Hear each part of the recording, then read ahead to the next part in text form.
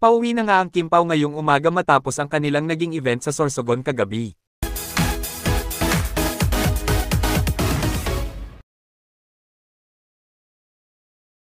Grabe talaga sina Kim Chiu at Paolo.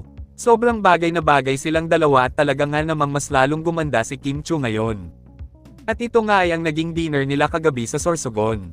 Makikita mo nga daw na sobrang saya nilang tignan at halata nga daw na masayang masaya ang mga puso nila sa piling ng bawat isa. Ganon nga din kasaya ang mga puso ng mga solid Kim Pao fans and supporters.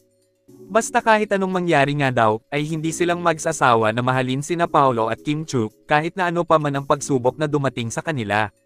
Ngayon nga, ay pauwi na ang Kim Pao. Sobrang saya nga daw ng mga fans sa naging event ng Kim Pao sa Sorsogon at sana nga daw ay maulit muli ito. Kayo, anong masasabi nyo tungkol dito? Just comment down below.